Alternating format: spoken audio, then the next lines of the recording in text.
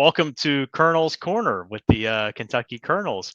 My name is Colonel Mike Slaton, and I am honored to be a member of the Council of Ambassadors with the Kentucky Colonels. And I have the privilege of interviewing General Nick Ising today. So, welcome, Nick. Thank you for being part of this. Thank you, Mike. I'm happy to be here. And so, just to start off with, I want to ask you about how did you become a Kentucky Colonel?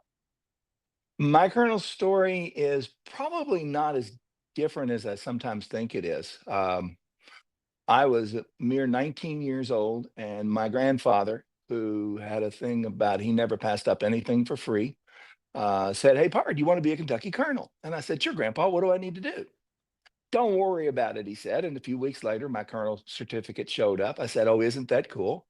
And I left it in the envelope and I put it in the closet. And it was joined a few years later with by my college diploma. And there they sat until around 2006, 2007. I had a client, Jim Lindsay, General Jim Lindsay, who was on the board of trustees at the time. Um, who said, "Hey, Nick, I've got this side thing that I'm working on. Come over here and give me a hand." So we did a little thing for him, did a small project, did another small project, did a little bit bigger project. And pretty soon was working hand in hand with Jim with all kinds of communication devices for the honorable order. So in 2019, when it came time for Jim to roll off of the board, he recommended to Sherry Gross that I replace him. And so I was voted on, and I've been a trustee since 2019. Somewhere in there, I think 2008, I was also received my second commission as a part of the leadership Louisville class of 2008, best class ever. Um, but as Jim was introducing me to the various aspects of the honorable order, the good works program just seemed to be first and foremost in my mind. And then I remembered, oh yeah, those things I used to get in the mail right after I got my commission, those meant something. And so, I was 19, 20 years old. I wasn't in any position to be philanthropic. So they went aside. Um, and so through working with Jim, I was able to learn about the Good Works program. And it really just scratched the surface of what the Good Works program does. As I've been a trustee and entrusted to go vet grants every year, which we're just finishing up. Um, it humbled and amazed me, still does, what some of these nonprofits throughout Kentucky do, how much they do with so little resources. I, I just, I can't say enough about the nonprofits that we work with. So how did you become? You talked about this a little bit, but you became a general, right? Which might be surprising to people that there are generals and the colonels. But can you talk a little bit more about becoming a general and what that means and what that's meant for you? Uh, yes, I actually had to explain that to somebody just the other day. So trustees, people on the board of trustees of the honorable order are given uh, uh, an additional commission of being a general. And general is simply someone who is or has been on the board of trustees. And is that a lifetime? Are you a general for life, or do you go back to being a colonel? I will go back to being a colonel. I as someone who's never served in the military, I feel a little bit uncomfortable with the general title. So what is it meant for you to be a Kentucky colonel? I feel like for me, every time I engage as a colonel or a general, uh, my objective is to uh, raise awareness and raise what people think about Kentucky Colonels. Some people have never heard of a Kentucky Colonel. Some people in Kentucky have never heard of a Kentucky Colonel, except Colonel Sanders, which it just amazed me. I even at 19, I knew there was this thing called Kentucky Colonel, didn't know how or why I became one, but I knew there was such a thing. So making sure people know what the colonels do, and you don't have to be a colonel to contribute to the Good Works program. Most contributors are colonels because they have received their colonel commission not through a freebie loving grandfather, but through some selfless work that they have done, in their school, on their job, in their community, across the Commonwealth, contributions to other nonprofits. Most colonels have done something significant to achieve that commission, and the honorable order gives them an opportunity to continue doing that. Jim Lindsay once told me about the colonel who said, I give my money to the Kentucky Colonels because they managed my contributions better than I could. And I think that is a compliment and a challenge to the organization and to the trustees, that people entrust us with these dollars and we have to make good decisions as best we can. Now, sometimes we get the opportunity to make a bigger impact with an organization. Typically, we never have enough funds to meet all of the requests. This year, it was 57%. So if somebody asked for $10,000, there was a good possibility that their grant was going to be $5,700-ish. So there's never enough to meet all of the needs, but I think that's inherent in any nonprofit structure. I think we all, heck, I think that's inherent in some family households. Right. Yeah. As a general, as a member of the board of trustees, do you have a hands-on role in reviewing the grants and in the Good Works program? Yes, the grant process goes something like this. So I think we had like over 300 grants that made it to the trustees. Before that, the grants come in waves based on the amount of money that the nonprofit is requesting. And it's reviewed by staff, and then it goes to the grants committee. In recent years, we have been inviting colonels in for those grant reviews so that they see how we're managing their money, how we're shepherding their dollars. So it goes through staff, it goes through committee, and coming out of committee, there will be a lesser number than the initial total. And then those get divided out to trustees, and a couple of staff members also do that. And then we go whenever possible to meet in person with the organization to hopefully see the need. What is it that they're asking dollars for? Is it to replace the beat up old truck? And they're going to show us a beat up old truck. Hopefully the same beat up old truck that we're really replacing. And we evaluate their finances. We look at financial statements. We look at tax returns, and we determine is this money going to make a lasting impression, have a lasting effect if we give all or part of the request to that nonprofit. Are there any stories that have really stuck with you of going out and visiting one of these grantees and seeing the work they do, seeing the need firsthand? Yes, my favorite grantee, and I won't mention them by name, and I'm going to use made up round numbers here, but year in and year out, they requested dollars for 5,392 pairs of underwear and 5,222 pairs of socks. And those odd numbers come out to be a nice round number when it came to the dollars. But they worked with people who are unhoused, and they provide a number of services, but particularly they help them with underwear and socks and other items of apparel. One year, the trustee who reviewed them before I got there said, "Hey, there's this company called Bombas, and their positioning is for every pair of socks purchased, they give away a pair." So he diverted his attention to get his socks from Bombas, and doubled up on his request for underwear. And it's a small organization. This guy has been there forever.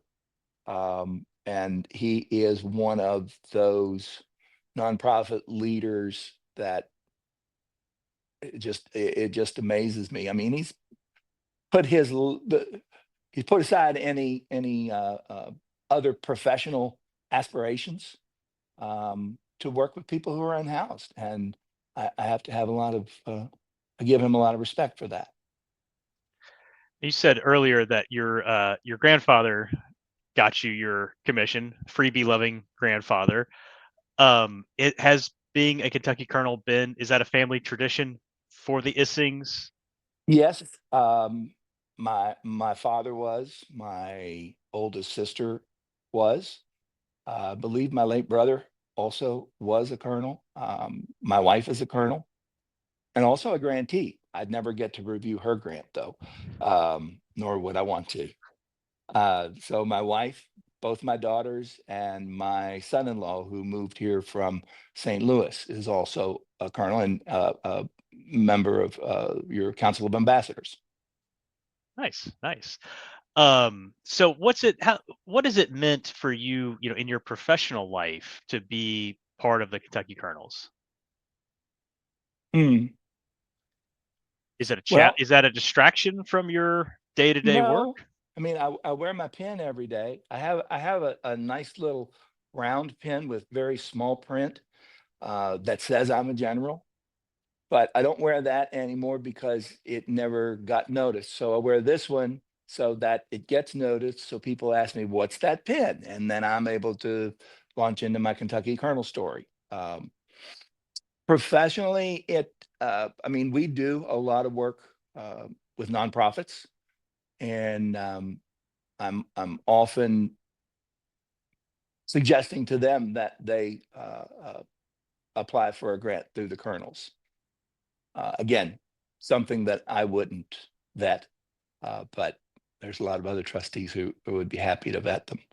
Um, and I just think um, seeing the way people run nonprofits can be aspirational, inspirational to any business leader because here are these people doing a whole lot with a little bit, and businesses have to run the same way sometimes. Absolutely. In what ways would you say the Kentucky Colonels are changing the perception or the culture of volunteerism and philanthropy in Kentucky? Changing the perception of volunteerism and philanthropy. I I'm not sure we're exactly changing it. We're simply carrying it on and reinforcing it and doing it under the Kentucky Colonels brand. And hopefully, other organizations and individuals, contributors, will see that and make their own mark or help us make our mark. In your experience, how does volunteerism help bridge gaps within a community, particularly thinking about people with diverse backgrounds and needs?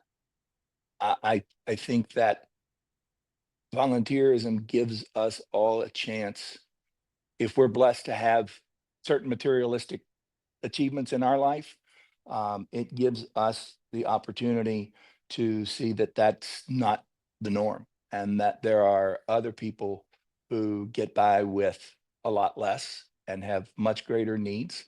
And it just reinforces the volunteerism for me, I'll just speak for me. The volunteerism exposes me to other needs in our community and in our state, and encourages further philanthropy.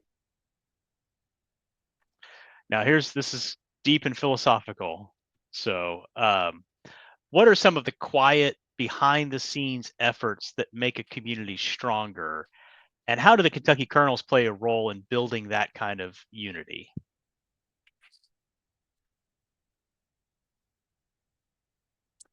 Quiet behind the scenes that happen, or Quiet behind the scenes efforts that help make a community stronger, okay, right? Not, not always in the headlines. right. I mean, I think most volunteer roles are very much behind the scenes. Um, the people who are benefiting from that don't really notice it. Uh, so I think any kind of volunteerism is going to be quiet behind the scenes.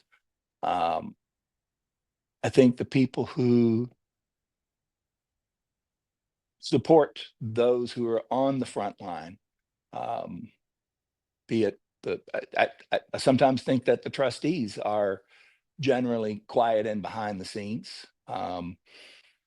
You know, people, we talk about it in our communications, whether that's a newsletter or an annual report. We talk about that the trustees do go and vet 20 to 30 grant applications that generally nobody is going to hear about. Even the people within that organization aren't going to know that that trustee gave up an afternoon to come meet with them. They're going to know that the colonels gave them money, but they don't know that's the front scene. But the behind the scene is the trustee who spent the time to review. And Mike, some of the grants are this thick with all the financials, and you know, for me, because I do have a day job, the way that I do my grants is I peel off Fridays through the spring.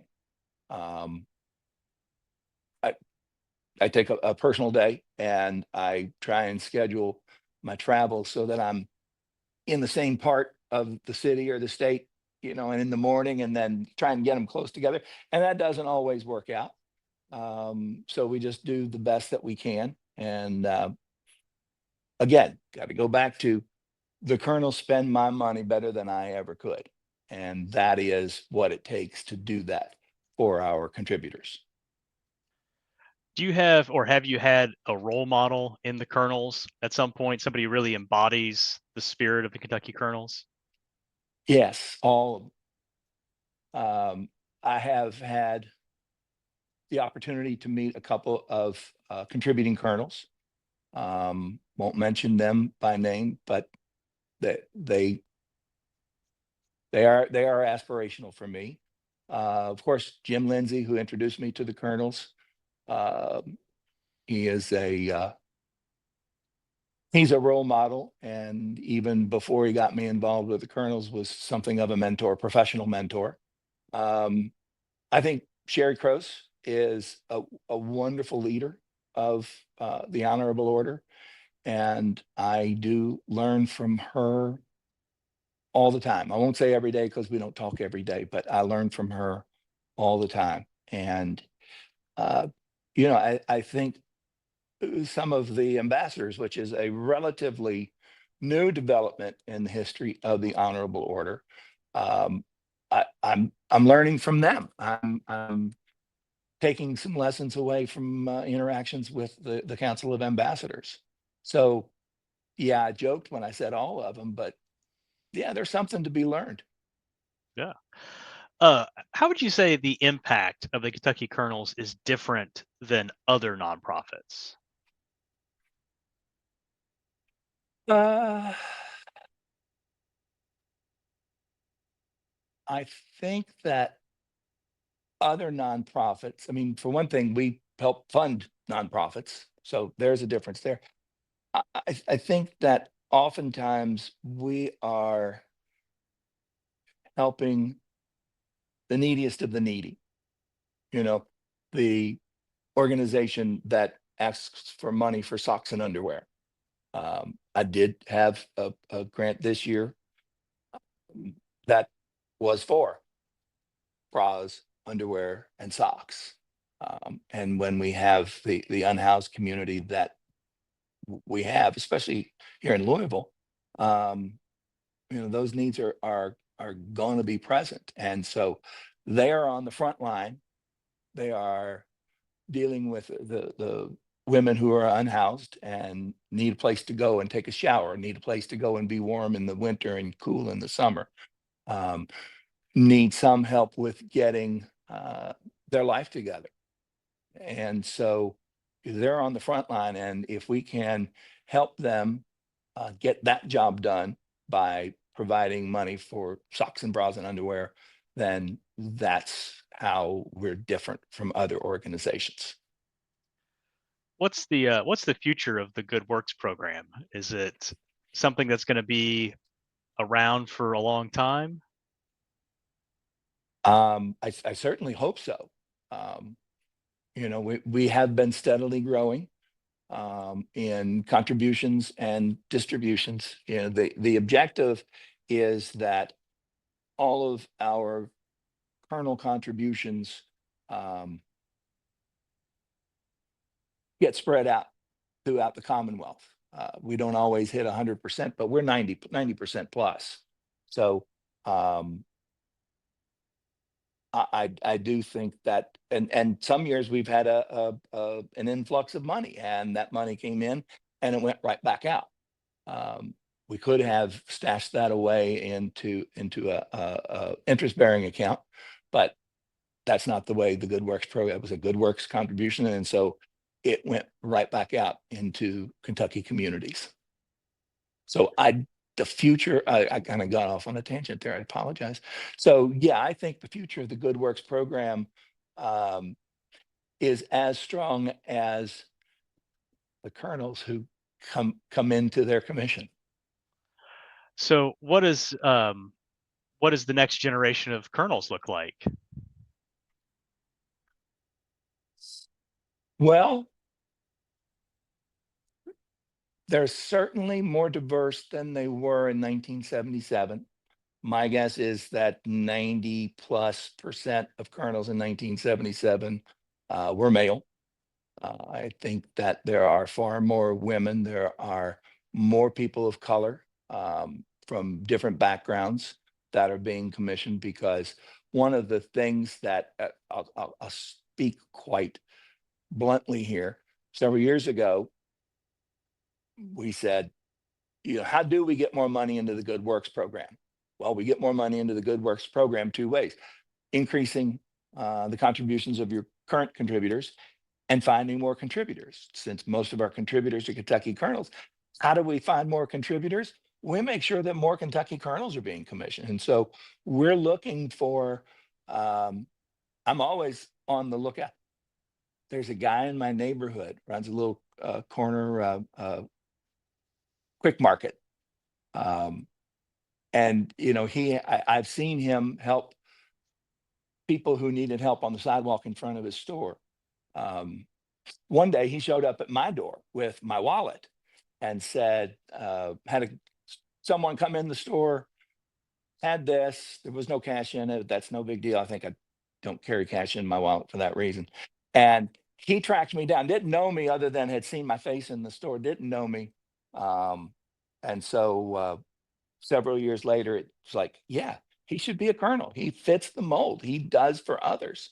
And so we're always looking for people to recommend to the governor to commission as a Kentucky colonel. And, we'll send them the marketing materials, and hopefully they'll see the impact that the honorable order make, and want to be a part of it. Do you think the Kentucky colonels embody or represent leadership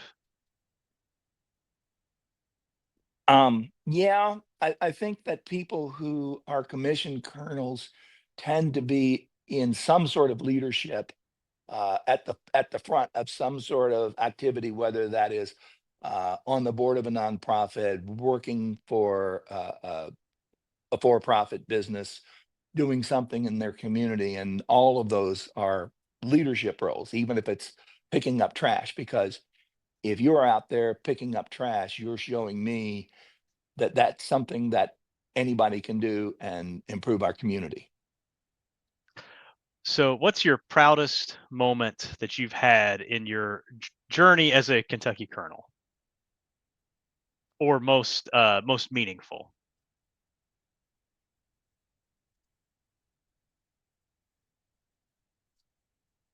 Every year, meeting with the grantees, and being able to, again, I go back to seeing how much these people do with so little resources. Um, it's humbling, it's inspirational. So I get to encounter that for several weeks every spring. Um, Having my family as colonels, and bringing my son-in-law, who's a Missourian, um, become a Kentucky colonel and be a very proud colonel. I I like that.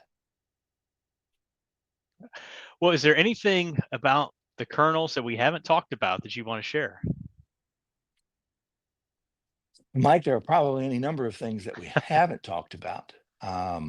You know, I don't know who's going to see this where, but if you're a Kentucky colonel, and even if you're not, um, I encourage you to go to kycolonels.org and make a contribution. And even if it's $5, $10, every amount helps.